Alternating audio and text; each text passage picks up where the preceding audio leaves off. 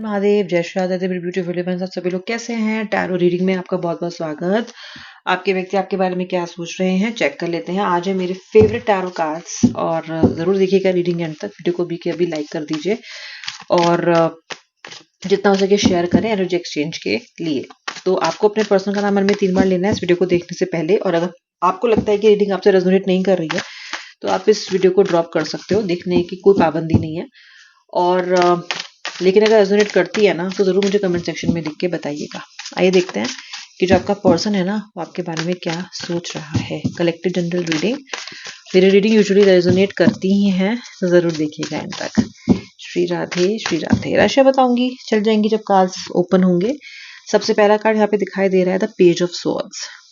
ओहो, ओके, ठीक है। उसके बाद यहाँ पे दिखाई दे रहा है two of pentacles, S of swords. आपके व्यक्ति का मूलांक नंबर 2 हो सकता है। नाइट ऑफ स्वॉर्ड्स, एरीज उनका सनसाइन हो सकता है।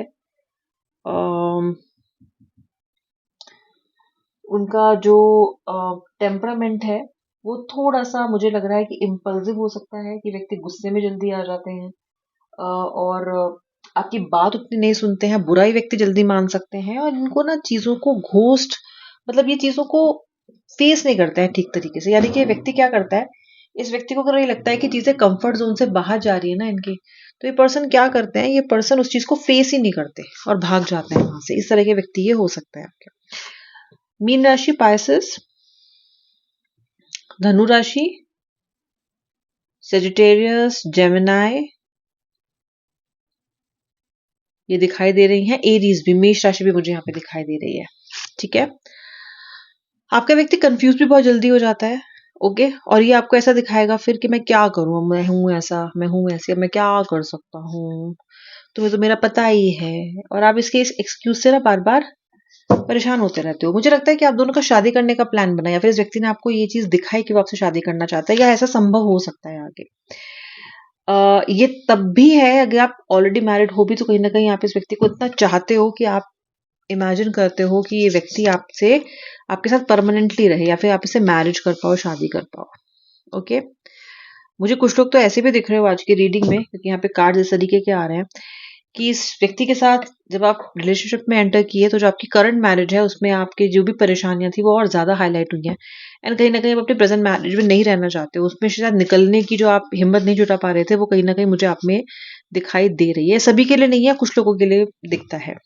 ओके, तो जिस व्यक्ति के साथ आप शादी करना चाहते हो, जिस व्यक्ति के साथ आप अपना सब कुछ दाव पे लगाने के लिए तैयार हो, जिस व्यक्ति के सिर्फ साथ ही रहना भर आपके लिए बहुत इंपॉर्टेंट है, बहुत ज्यादा इंपॉर्टेंट है, वो व्यक्ति अगर आपको वो इंपॉर्टेंस ना देने लगे, या आपको नो कांटेक्ट में डालने लग जाए, या छोटी छोटी बातों पे आपसे आर्ग्यूमेंट करने लग जाए, तो फिर क्या होगी आपकी मनोदशा, आप सोच ही सकते हो। क्योंकि मुझे ऐसा दिख रहा है कि आपके और इस व्यक्ति के बीच में ना छोटी छोटी बातों पे ही सही, लेकिन आजकल झगड़े बहुत हो रहे हैं, लिटरली क्लैशेस हो रहे हैं, डिसएग्रीमेंट्स हो रहे हैं।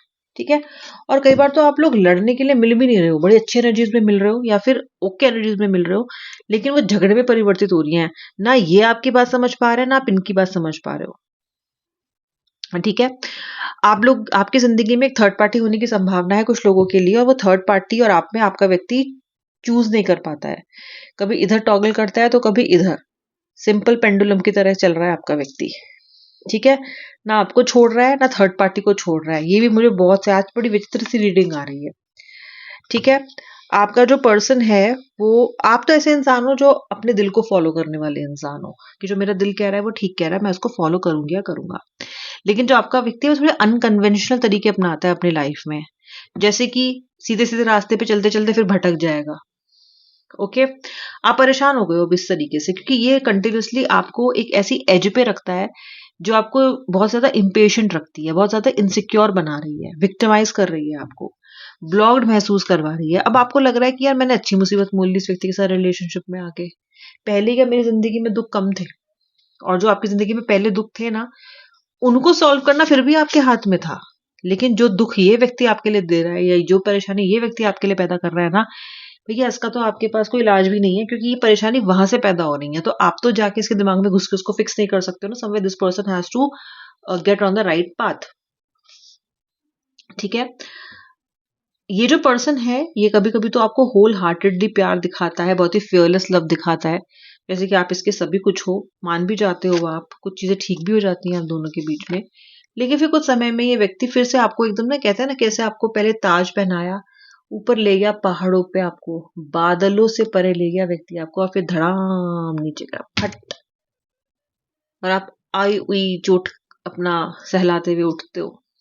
ओके, और आप ये सोचते हो कि अगर इसे मेरे साथ ऐसा ही करना था तो मुझे वहां लेके ही क्यों गया, मैं तो जी रही थी ना इसके बिना, मैं जीना सीख रहा था ना इसके बिना, बेइज्जती करने की क्या जरूरत थी, फिर से डंडे लगाने की क्या जरूरत थी, फिर से आके ये बताने के बाद कि आई लव यू या I want to be with you, फिर से सब करने की जरूरत क्या थी। This is happening in your life. अच्छा, आपका व्यक्ति बहुत अधिक वेल ऑफ भी हो सकता है, या फिर आपका व्यक्ति खर्चीला बहुत दिखता है मुझे, कि इसको खर्च करना बड़ा अच्छा लगता है, पैसे खर्च करना बहुत अच्छा लगता है।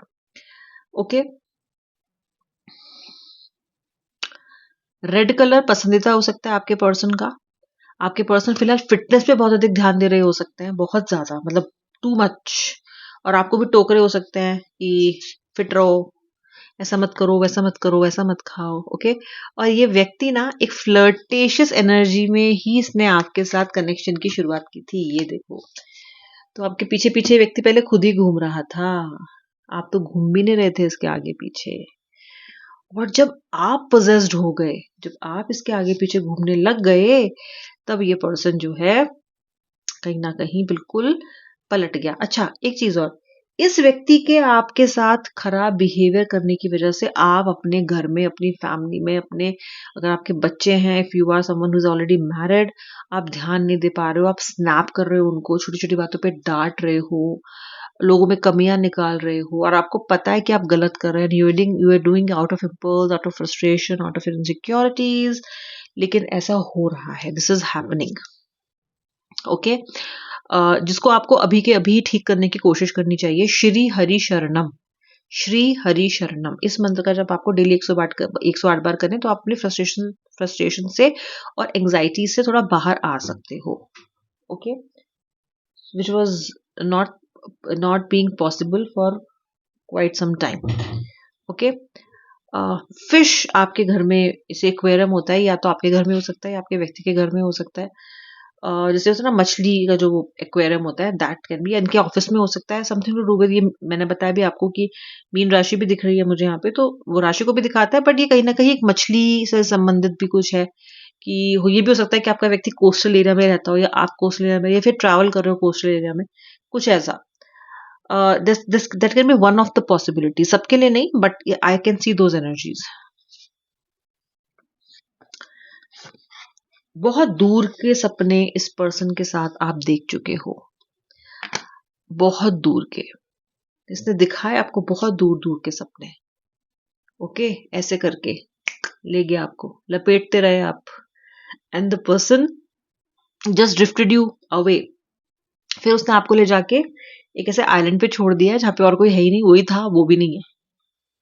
ओके, मुझे दिख रहा है कि आप अपने करियर में, अपने वर्क पे, अपने ऑफिस में फोकस करना चाहते हो, एंड बहुत सारे लोग फोकस करने भी लग गए हो, लेकिन अभी भी पूरी तरीके से आप वहां नहीं पहुंचे हो।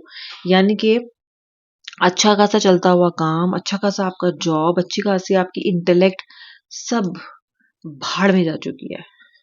ओके, अभी कुछ समय से, लगभग पिछले हफ्ता 1.5 हफ्ता से आपने चीजों को ठीक करने की कॉन्शियसली कोशिश की है, but you are still not there, अभी भी आप वहां तक पहुंचे नहीं हो। Okay, there is some more, कुछ और रास्ता अभी तय करना बाकी मुझे यहाँ पे दिखाई दे रहा है। ओके, सो आपका क्या है ना, कि आप इस पर्सन के साथ इतने ज्यादा अटैच्ड हो कि जब इस पर्सन के साथ चीजें ठीक नहीं होती है ना, तो आप कहीं से कहीं तक भी ना ध्यान नहीं दे पाते हो और चीजों पे। इस व्यक्ति के साथ आपका कनेक्शन ठीक रहना बहुत जरूरी है, ताकि आप और चीजों पे ध्यान दे पाओ। कुछ इस तरीके की डिपेंडेंसी आपने अपनी इस व्यक्ति पे बना ली है, जो कि ऑफ कोर्स नहीं सही है, लेकिन सत्य फिलहाल यही है। रही बात अब रीयूनियन की, आगे क्या होगा, जो लोग बात नहीं कर रहे हैं क्या बात करेंगे। देखिए, बात करने में मुझे लगता है कि कुछ समय यहाँ पे लगेगा, मुझे लगता है कि वेरी रिसेंटली आपका पर्सन भी अपने काम पे, अपने करियर पे, अपनी दूसरी चीजों पे बहुत ध्यान दे रहा है।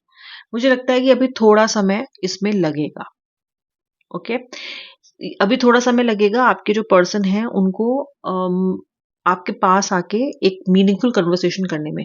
कन्वर्सेशन तो आप लोगों की अभी भी हो रही होगी बहुत से लोगों की, पर मीनिंगफुल नहीं हो रही है, कोई ढंग की कन्वर्सेशन नहीं हो रही है जो होनी चाहिए, है ना। एक होता है ना कि चलो बात हुई तो चलो, अगर 5 मिनट की भी बात हुई है, 10 मिनट की भी बात हुई है, तो कुछ तमीज के ढंग की बात हुई है, समवेयर कुछ क्लैरिटी मिली है। तो क्लैरिटी नहीं मिल पाती है आपको इस कनेक्शन में। वैसे बहुत इमोशनल है व्यक्ति आपके लिए, ऐसा नहीं है।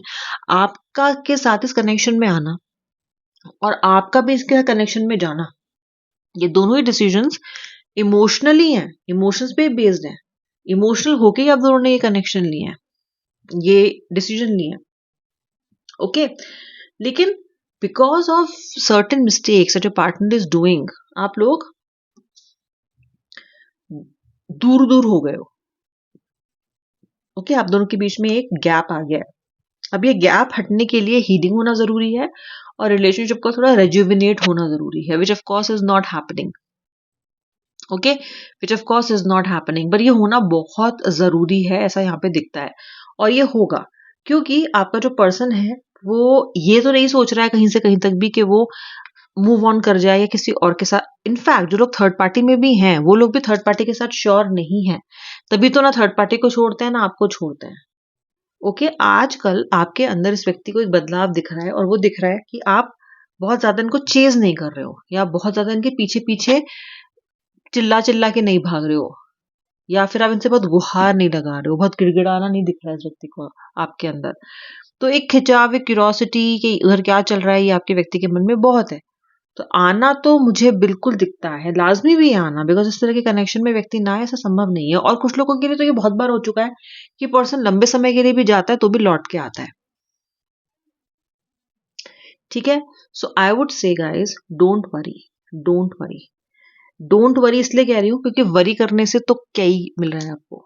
ठीक है, डोंट वरी। मैंने आपको एक मंत्र बताया, इसमें श्री हरि शरणम आपको करेंगे ना, तो आप अपने लाइफ को ना एक सेंटर पॉइंट पे लेके आ पाएंगे। सब पूरी इस सब चीजों से ना हटा के एक बीच में लेके आ पाओगे।